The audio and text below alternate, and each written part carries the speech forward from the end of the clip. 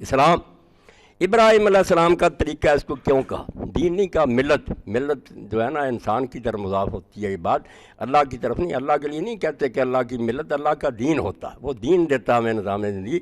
ملت جو ہے نا طریقہ، کہ اس پر کسی نے چل کر مثال دی ہے، اگزامپل دی ہے، وہ نمونہ ہے، یہ کوئی بشری ہوتا ہے جو پھر اس پر چلتا ہے، اور جو اعلیٰ درجے کا نمونہ پیش کرتا ہے اس کو پھر ماڈل کے طور پر پیش کیا جاتا ہے۔ ابراہیم علیہ السلام کے بارے میں قرآن نے بتایا کہ انبیاء سارے اچھے ہیں، انہوں نے بڑھ بڑھ کر محنتیں کی ہیں، مگر کامیابی ابراہیم علیہ السلام کو نصیب ہوئی۔ جس دور میں وہ پیدا ہوئے پوری دنیا شرک کا گڑھ تھی، بت خانہ تھا، خود ان کا اپنا گھر جو تھا وہ بتوں کا گھر تھا۔ والد ان کے جو تھے ملک کے سب سے بڑے وہ مہنت تھے، نمرود سب سے بڑا بت پرست بادشاہ تھا، اور کروڑوں کی جائیداد تھی ابراہیم علیہ السلام کے والد کے پاس۔ یہ نہیں کہ وہ بت بناتے تھے اور بیچتے تھے گلی میں، یہ لوگوں نے جھوٹی باتیں بنائی۔ وہ سب سے بڑا پریسٹ تھا ریاست کا، اور دیوان بھی تھا، وزیر اعظم کی حیثیت بھی اسے حاصل تھی۔ اس لیے ابراہیم علیہ السلام کے لیے بڑا امتحان تھا، اگر وہ اپنے باپ کی گدی سنبھالتے تو پوری عمر اگر ہاتھ بھی نہ اڑاتے تو عیاشی کرتے۔ بے شمار کمرے تھے مندر کے جہاں لوگ چڑھاوے چڑھاتے تھے، اور دور دراز تک مجاور تجارت کے لیے مال لے کر جاتے تھے۔ بہت بڑا ساہوکارہ تھا، مگر ابراہیم علیہ السلام نے اس کو لات ماری جب اللہ تعالیٰ نے آپ کو راہ راست الہام کر دی۔ نہ آپ نے اس گدی کی پرواہ کی، نہ نمرود کی سلطنت کا کوئی لحاظ کیا، اعلان حق کر دیا کہ اللہ کے سوا میں کسی کا بندہ نہیں اور نہ کسی کے سامنے سر جھکاؤں گا۔ تو اس راستے میں پھر جو آزمائشیں آئیں جس کی وجہ سے اللہ نے انہیں کہا کہ ان کا طریقہ جو ہے نا، یہ نمونے کے طور پر میں حوالہ میں اس کا دیتا ہوں کہ آپ دیکھتے ہیں پہلے تو باپ ہی دشمن ہو گیا۔ قرآن مجید میں پوری تفصیل ہے، سورہ مریم میں آپ دیکھیں، اس نے کہا ابراہیم تو نے کون سا طریقہ نکال لیا باپ دا دیکھ رہا، باز آ جا ورنہ میں پتھروں سے تجھے سنسار کر دوں گا۔ تو ابراہیم علیہ السلام نے بڑے ادب سے وہ آتے ہیں یا باتیں شروع بے ادبی ذرا نہیں کی، ابا جی ابا جی ابا جی، بڑی شفقت ہے اس میں، پیار سے، جیسے آپ تڑپ رہے ہیں کہ میرا والد گمراہی کو چھوڑ دے، ابا جی آپ میری پیروی کریں، میں سیدھا راستہ دکھاؤں گا۔ مگر وہ نہیں مانے، کہنا چلا جا وہجر نہیں ملیا، نکل جا میرے سامنے سے۔ آپ نے پھر بھی کہا سلام علیکم، رخصت کے وقت سلام کیا کہ میں جا رہا ہوں اور میں آپ کے لیے بخشش کی دعا کرتا رہوں گا۔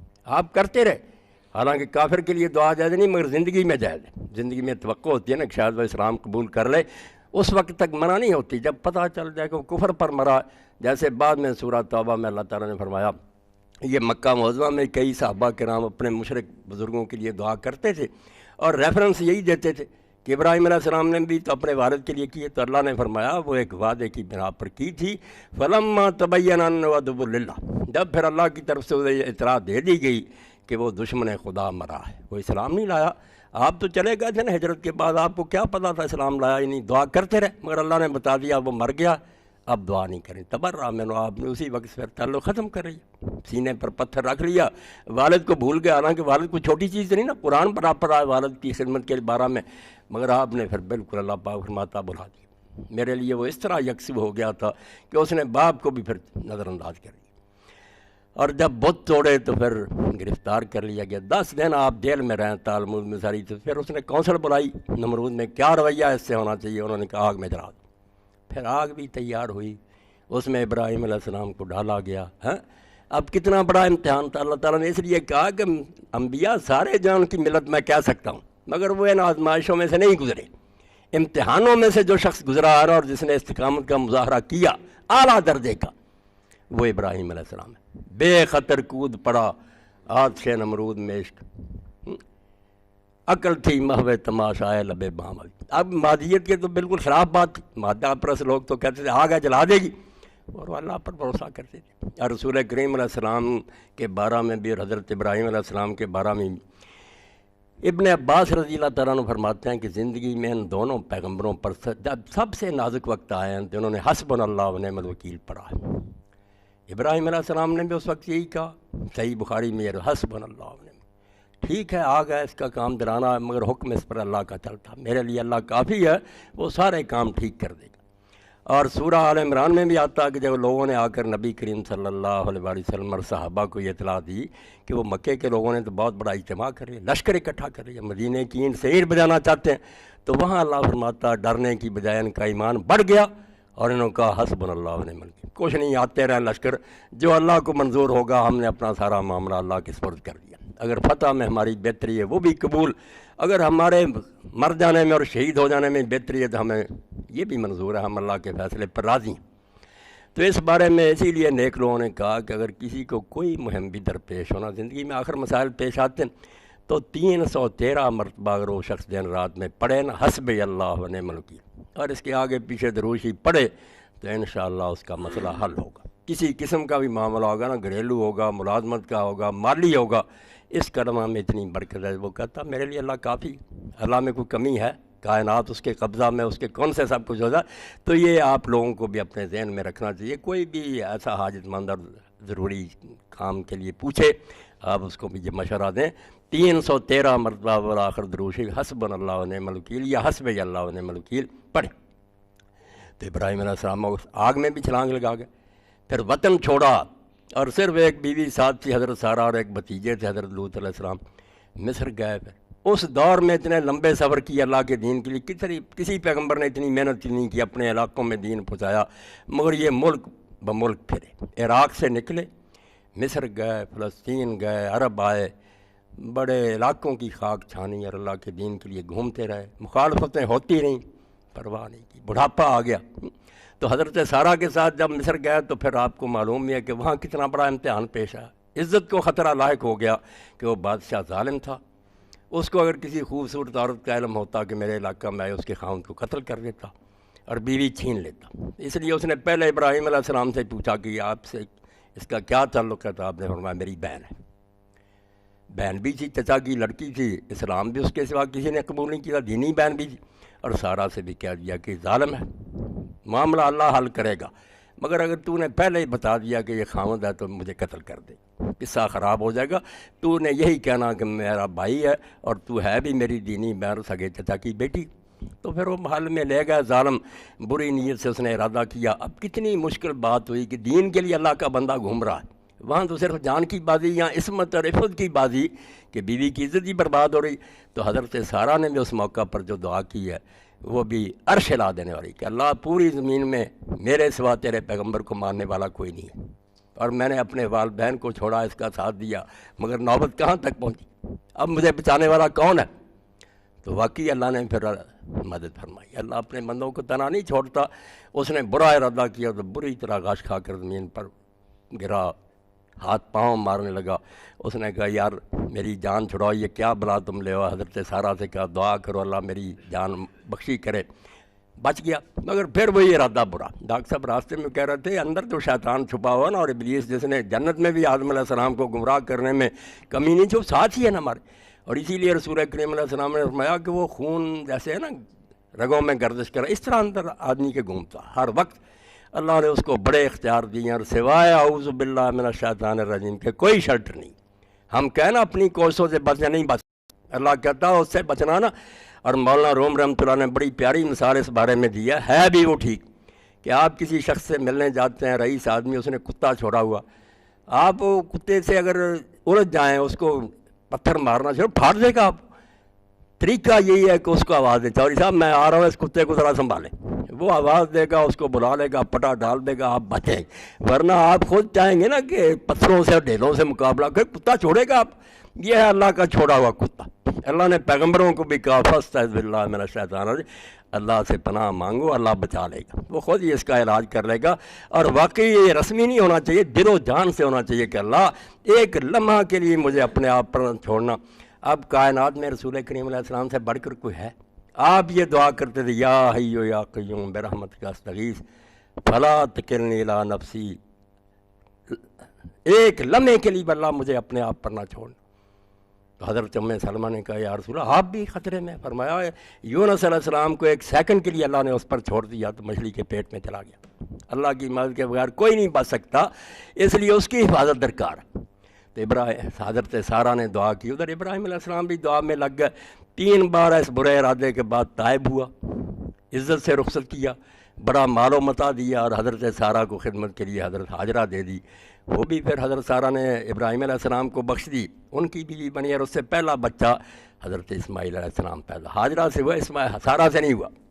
ایک دن پر حضرت سارہ نے بھی کہا جب 13 سال کے ہو گئے اسماعیل علیہ السلام کہ میں تیرے ساتھ پھر رہی ہوں، پہلی شادی میرے ساتھ ہوئی، چچا کی بیٹی ہو، میرے بیٹا کوئی نہیں ہوا، تو آپ نے پھر دعا کی، وہ سورہ صافات میں آتی رب ہب لی من الصالحین، جن کے گھروں میں اولاد نہیں ہونے چاہیے کہ یہ دعا کرے اللہ پاک نے اس زمانے میں جب آپ بوڑھے ہو چکے تھے، سارا بانجھ تھی، بشارت دے دی کہ بیٹا ہوگا۔ اب وہ اتنی حیران ہوئی، خود دعا کرائی، مگر حیرت سے کہنے میرے بیٹا ہوگا، میں بوڑھی ہو چکی ہوں، آپ بھی آپ کے بال سفید ہے۔ اللہ نے کہا کیوں حیران ہوتی ہے، اللہ کے حکم سے ہوگا۔ اللہ تعالیٰ نے وہ دیا بھی، پھر حضرت اسحاق علیہ السلام پیدا ہوئے، اور پھر اس کے بعد جب اسماعیل علیہ السلام جوان ہوئے، پھر ایک اور امتحان آ گیا، جہاں اللہ تعالیٰ سورہ بقرہ میں فرماتا ملت ابراہیم، یوں ہی کہتا ہوں اور بھی ہوئے مگر اتنے امتحان نہیں کسی نے دیے۔ وَإِذِ ابْتَلَىٰ إِبْرَاهِيمَ رَبُّهُ بِكَلِمَاتٍ، رب نے اس کو کتنی باتوں میں آزمایا، ایک بات نہیں بہت باتوں میں آزمایا، فَأَتَمَّهُنَّ، مگر وہ ہمیشہ پورا اترا۔ اور اسی لیے سورہ نجم میں آپ دیکھتے ہیں ابراہیم علیہ السلام کے لیے صرف کہا وَإِبْرَاهِيمَ الَّذِي وَفَّىٰ، ابراہیم وہ ہے جس نے بھئی اپنا وعدہ نبھا کر دکھا دیا، اگر وہ اللہ کا بنا تھا تو بن کر دکھایا، اور وہ ملت ابراہیم کی تشریح بھی کر دی۔ اس کے لیے آپ سورہ جو ہے نا الانعام، اس کے آخر پر جائیں گے نا، وہاں پر وضاحت کریں کہ ملت ابراہیم ہے کیا۔ وہ اللہ پاک فرماتے ہیں کہ اللہ تعالیٰ کے پیغمبر نبی علیہ السلام آپ کہہ دیں کہ اللہ تعالیٰ نے مجھے ہدایت دی ہے، قُلْ إِنَّنِي هَدَانِي رَبِّي إِلَىٰ صِرَاطٍ مُسْتَقِيمٍ، کہہ دو لوگوں کو کہ میرے رب نے مجھے سیدھا راستہ بتا دیا۔ اگر اچھی زندگی گزارنا چاہتے ہو نا، بہتر دین چاہتے ہو، وے آف لائف، اللہ نے بتا دیا، دیناً قیاما ملت ابراہیم حنیفہ، وہ کیا ہے سیدھا راستہ، ایک بہت اعلیٰ دین ہے جو ابراہیم علیہ السلام کا نمونہ ہے۔ اور ابراہیم علیہ السلام کا بہترین وصف کیا ہے؟ حنیف، یکسوئی۔ یہ دوسری بات ہے ابراہیم علیہ السلام کے اندر کہ ایک تو انہوں نے امتحان پڑھے دیے، اور دوسرا ان کی وجہ سے دین کو تقویت بہت ملی۔ ان کی اولاد یہ جس نے بعد میں سرم کو اٹھایا، اسی لیے ابراہیم علیہ السلام کو اللہ کہتے ہیں انی جاعلک للناس اماما، تو امتحان میں پورا اترا، اب میں تجھے لوگوں کا امام بنا دوں گا۔ اور واقعی اس وقت سے لیڈرشپ ابراہیم علیہ السلام کے پاس ہے۔ جتنے نبی بعد میں آئے سارے آپ کی نسل میں سے پیدا ہوئے، باقی سارے انبیاء میں اختلاف ہو سکتا مگر ابراہیم علیہ السلام کی شخصیت غیر متنازع ہے۔ یہود بھی مانتے ہیں، نصارہ مانتے ہیں، ہم بھی مانتے ہیں، تینوں امتیں کوشش کرتی ہیں کہ ثابت کریں کہ ہمارا طریقہ ابراہیم علیہ السلام کا طریقہ، فخر کرتی ہیں ان پر۔ اللہ پاک فرماتے ہیں ابراہیم علیہ السلام کیوں ہے اس لیے چنا گیا، حنیف، یکسو ہو گیا۔ اب ہمارے اندر یکسوئی نہیں نا، توحید کو بھی مانتے ہیں، مگر ہم نے زندگی کے کئی کھانے بنائے ہوئے کہ اسپتال میں آئے، یہ پیشہ ہے، یہاں جیسے چاہیں لوگوں کو لوٹیں، ڈیوٹی دیں نہ دیں، مریض کو اچھی طرح دیں، ہم سمجھیں یہ بھائی اپنا الگ معاملہ، مسجد میں جاتے ہیں وہ دین ہے، وہاں عبادت ہے۔ یہ شرک سے کم نہیں ہے یہ بات۔ جو لوگ یہ کہتے ہیں نا کہ دین جو ہے آپ لوگ مولوی حضرات لوگوں کو مسجدوں میں بتائیں، باقی ہمیں تنگ نہ کریں، روشن خیالی، اعتدال پسندی، یہ کفر سے کم کلمہ نہیں، بدترین کفر ہے کہ اللہ تعالیٰ صرف مسجد کے احاطے کا خدا ہے، باہر وہ خدا نہیں، اسپتال اس کی ملکیت میں نہیں ہے، دفتر اس کے نہیں ہے، جہاں بیٹھے ہو ہر حال میں تم اللہ کے بندے ہو، اس کے احکام کی اطاعت کرو۔ تو فرمایا ابراہیم علیہ السلام کو کیوں چنا؟ سورہ پڑھی جو پہنے آج پہلے نساء کی، اس میں بھی ہے کہ واتخذ اللہ ابراہیم خلیلا، اس سے پہلے آیا واتبع ملت ابراہیم حنیفہ۔ حنیف بہت ذکر ہوا، ہر طرف سے منہ موڑ کر جس نے ایک طرف رخ کری نہیں، پوری زندگی پھر وہ کس چیز پر قائم رہا؟ فرمایا ما کان من المشرکین، وہ شرک کرنے والوں میں سے نہیں تھا۔ اب ہمارے یہاں شرک کی تعریف بھی یہ ہے نا کہ اللہ کے سوا کسی سے مدد نہ مانگو، نیازیں نہ دو، قبروں پر سجدے نہ کرو، وہ بھی شرک کا ایک شعبہ ہے۔ مگر زندگی کو دو خانوں میں تقسیم کرنا کہ یہ پیشہ ہے، یہ بات ہے، یہ بھی شرک ہے۔ آپ نے اللہ تعالیٰ کے ساتھ اپنے نفس کو ملا لیا کہ وہاں تو اللہ کی مانیں گے، یہاں ہم اپنی مرضی کریں گے، یا جیسے محکمہ کہے گا، حکومت کہے گی، یہ اللہ کا شریک بنا دیا نا، حاکم اللہ ہے۔ اور اسی لیے اس آیت میں بھی آپ نے سنا کہ جب اللہ نے کہا یہ دین ابراہیم علیہ السلام کا کیوں صحیح ہے اور وہ حنیف کیوں تھا، وَلِلَّهِ، اس کا ثبوت کیا دیا؟ پھر آخری ٹکڑا جو پڑا وَلِلَّهِ مَا فِي السَّمَاوَاتِ وَمَا فِي الْأَرْضِ، کون ہے زمین و آسمانوں کا مالک؟ چپا چپا اس کا، پیدا اس نے کیا، حکمران وہ، وَكَانَ اللَّهُ بِكُلِّ شَيْءٍ مُحِيطًا، اور تم سب کو وہ اپنے گھیرے میں لیے، تمہاری قسمت اس کی مٹھی میں، ایک لمحے میں 10 سیکنڈ میں سمندر اچھال دیتا اور 12 لاکھ آدمی برباد ہو جاتا، تمہیں پتہ نہیں چلتا کہ یہ کائنات اس کے قابو میں، اس کے مقابلہ میں کرتے ہو، اس کے سامنے بغاوت کا اعلان کرتے ہو۔ اس لیے ابراہیم علیہ السلام اس حقیقت کو سمجھ گئے تھے کہ زمین و آسمان اللہ کا ہے، ہم حقیر کیڑے مکوڑے ہیں اس کے سامنے، ہماری کوئی حیثیت نہیں، ہم کوئی بغاوت کا اعلان نہیں کر سکتے، جھک کر رہنا چاہیے۔ ہماری تو قسمت ہر وقت اس کے ہاتھ میں. ابھی ہم بیٹھے ہیں پتہ نہیں فارغ ہو اور کتنے لوگ ہارٹ اٹیک ہوا چل جاتے ہیں. اب تو یہ عام ہی ہوگی نا. وَكَانَ اللَّهُ بِكُلِّ شَيْءٍ مُحِيطًا, ہر شے اس کی گرفت میں, اس سے کرتے ہو. تو جب آدمی اس کو سمجھ لیتا تو پھر وہ ابراہیم علیہ السلام کی طرح حنیف ہو جاتا, یکسو, کہ ایک اللہ کا ہو جائے. اور اس کا ہی اللہ نے پھر اس آیت میں جو میں نے پڑھی نا کہ ابراہیم کی ملت کی تشریح کیا کی, قُلْ إِنَّ صَلَاتِي وَنُسُكِي وَمَحْيَايَ وَمَمَاتِي لِلَّهِ رَبِّ الْعَالَمِينَ. ملت ابراہیم یہ ہے, میری نمازیں, میری عبادتیں, میرا جینا, میرا مرنا, سب کچھ اللہ کے لیے جو کائنات کا مالک ہے. کسی لمحہ میں آزاد نہیں ہو سکتا. یہ 24 گھنٹے کی ملازمت ہے جہاں چھٹی ملتی نہیں. آپ کسی حالت میں, حتیٰ کہ اپنے گھر میں بھی آپ آزاد نہیں. وہ آسانی کے پہلو الگ ہیں کہ دین نے تنگیاں نہیں پیدا کی, مگر حکم ہر موقع کے لیے کہ یہ چیز حلال ہے, یہ حرام ہے. اپنی بیوی کے پاس جاتے وقت بھی آپ کے لیے کچھ بندشیں ہیں کہ ان دنوں میں تم قریب نہیں جا سکتے, اس طرح نہیں جا سکتے, مگر ویسے کھلی آزادی ہے کہ حلال کے دائرے میں تم جیسے چاہے لباس پہنو, زینتیں اختیار کرو. دین روکتا نہیں, مگر پابندیاں, اور یہ پابندیوں سے کوئی جان نہیں چھڑا سکتا. صرف یہ نادان لوگ ہمیں دھوکہ دیتے ہیں کہ ہمارے پاس بڑا لبرلزم ہے, اسلام ہے, جو تنگی ہے. بھائی تنگی کے بغیر تو آپ اسے روڈ پر نہیں جا سکتے. وہاں کھڑا ہے سپاہی, اشارے ہیں کہ اپنے وقت پر گزرو, اس ہاتھ گزرو. وہاں آپ لبرل بن جائیں, پھر نہ اشارہ دیکھیں نہ سائڈ دیکھیں, گاڑیاں ایک دوسرے سے ٹکرا دیں. زیادہ لبرل بنے, 1 منٹ میں پتہ چل جائے گا کہ یہ لبرلزم سے زندگی چل سکتی. ضابطے ہیں, قوانین ہیں جن کی پابندی سے سارے جان کی حفاظت ہو رہی ہے. تو دین میں بھی پابندیاں بہت تھوڑی. ڈاکٹر صاحب جنت کی بات کر رہے تھے, اس میں بھی یہی حاصل ہوا تھا کہ ساری جنت کھلی ہے, کھاؤ پی ایک درخت.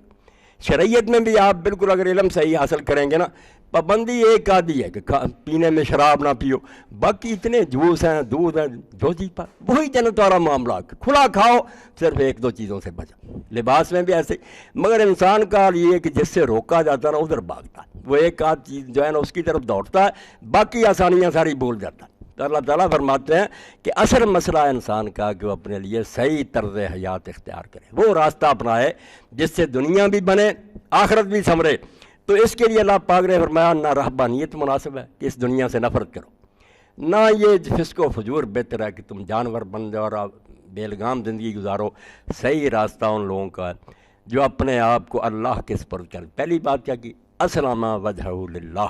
وجہ عربی زبان میں اصل میں تو چہرے کو کہتے ہیں, مگر مراد کبھی سیلف ہوتا, پوری ذات, خود اپنے آپ کو, سارے کو, سر پہ پاؤں تک. اس میں دماغ بھی ہے, اس میں زبان بھی ہے, اس میں اعضاء بھی ہیں. جیسے اللہ پاک کے لیے آتا کل شیء ہالک الا وجہ, ہر شے فنا ہونے والی ہے. اور وہاں اگر ہم منہ ہی مانا کریں کہ سوائے اللہ کے منہ کے, اس کا مطلب باقی سارا اللہ مر جائے گا, منہ بچے ہی نہیں, ذات اس کا پرسن جتنا ہے. تو اس لیے اللہ کہتا ہے بھائی اگر صحیح طریقہ حیات اختیار کرنا تو ایک تو درنگی چھوڑو, از یکے گو ایک کا انعام لو, اس کی طرف ہی روک کرو. اسی کے لیے آپ دیکھتے ہیں کہ ابراہیم علیہ السلام نے جو یادگار توحید کی قائم کی, وہی پوری دنیا کا قبلہ بنا. مکہ میں جو ہے نا عمارت کھڑی کی, یہ ایسا روشنی کا ایک مینار انہوں نے بنا دیا جس کے اللہ پاک فرماتے ہیں وَإِذْ الْبَيْتَ مَثَابَةً لِلنَّاسِ, پوری دنیا کے لوگوں نے کے لیے ہم نے اس کو مرکز بنا دیا. اب مرکز کے لیے بھی جو لفظ استعمال کیا مصابتاً, صحابہ یوسف سے نے لوٹنے کی جگہ, وہ ایسی جگہ ہے. میں خود کہتا ہوں 6 بار گیا اللہ کی توفیق, اب بھی ترستا ہوں. جو گیا وہ ایسے ہی محسوس کرتا کہ جیسے مقناطیس کے لیے لوہا جو ہے نا اس کے لیے مقناطیس ہے, وہ دلوں کے لیے مقناطیس ہے. جو نہیں گیا اس کو ہم سمجھا نہیں سکتے. بیت اللہ میں اللہ نے جو کشش رکھی ہے نا, وہ ایسا ہی ہے کہ جو جاتا وہ تڑپتا ہے کہ وہاں بار بار جائے, اس پر نظر دوڑائے. تو اللہ فرماتے ہیں ابراہیم علیہ السلام نے جب یہ امتحان دیے اور دین کو مختلف علاقوں میں پہنچایا, بعد میں ان کی اولاد نے بھی اس مشن کو جاری رکھا, اور اب دنیا میں جہاں بھی توحید نظر آ رہی ہے یہ آل ابراہیم کا صدقہ ہے. اس لیے اس کا بنایا ہوا مرکز تمہارا توجہ کا مرکز ہے, جو جا سکتا جائے. اور اسی لیے اللہ کے رسول علیہ السلام نے کہہ دیا ہم اس میں غفلت کرتے ہیں, یورپ تک سفر کرتے ہیں, جدہ سے وہاں نہیں پہنچتے. اللہ کے رسول علیہ السلام فرماتے ہیں جس کے پاس وہاں جانے کا سفر خرچ موجود ہے, نہ بیماری نے روکا نہ کسی ظالم بادشاہ نے روکا, اور وہ مر گیا بغیر وہاں جانے کے, فلا رہ یموتا یہودیاں ولا نصرانی, وہ عیسائی ہو کر مر جائے یا یہودی مرگ ہو کر مر جائے, اللہ کو ایسے مسلمان کی کوئی ضرورت نہیں. اور حضرت عمر رضی نے فرمایا اپنے زمانہ خلافت میں کہ مجھے فرشتے مرتب کر کے دو کہ جو لوگ مسلمان کہلاتے ہیں اور اس کے باوجود حج کے لیے نہیں آئے, صاحب استطاعت ہوئے, میں انہیں غیر مسلم شمار کروں, ان پر جزیہ لگا دوں, وہی ٹیکس عائد کر دوں جو کفار پر ہے. یہ کون سے مسلمان ہیں جو اپنے مرکز میں بھی ساری عمر حاضری نہیں دیتے؟ تو تو جنہیں اللہ نے دی ہے طاقت وہ وہاں جائیں، اور اگر نہیں جا سکتے ہمارا بھی اللہ نے بندوبست کر دیا کہ تم یہاں ہی جب نماز کا وقت آئے منہ ادھر کو کر لو، یہی سمجھا جائے گا کہ تمہارے دلوں میں اس کا احترام ہے، ہم اللہ کے گھر کو مانتے ہیں۔ اور اسی لیے رسول کریم علیہ السلام نے قربانی کے جانور کو بھی ذبح کے لیے لٹایا، قبلہ رخ لٹایا، اور میت کے لیے بھی یہی ہے، ہمارے یہاں نہیں ہوتا، حالانکہ اس میں کسی گروہ کا اختلاف نہیں، کرتا کوئی نہیں۔ آپ بھی حیران ہوں گے کہ میت کو پشت کے بل نہیں لٹانا چاہیے، دائیں پہلو پر لٹانا چاہیے، جیسے سویا آدمی ہوتا، بایاں پہلو اوپر آ جائے یا نیچے چلا جائے اور پچھلی دیوار کے ساتھ اس کی پشت لگا دی، وہ سویا آدمی جیسے بیت اللہ کو دیکھتا ہے نا، رخ پورا، یہ جو نا سیدھا لٹا دیں پھر منہ بدلتے رہتے، کسی کتاب میں نہیں آیا، کسی فرقہ میں نہیں آیا، مگر لوگ اس کا لحاظ نہیں کرتے کہ اس کو قبلہ کی طرف اس کا منہ کیا جائے، یعنی زندگی میں بھی ادھر دیکھتا رہا، مرنے کے بعد بھی دیکھتا کہ اِنَّ صَلَاتِي وَنُسُكِي وَمَحْيَايَ وَمَمَاتِي، میں زندہ رہا تو اللہ تیری خاطر، جان دے رہا ہوں تو تیری رضا کے لیے۔ یہ ہے ابراہیم علیہ السلام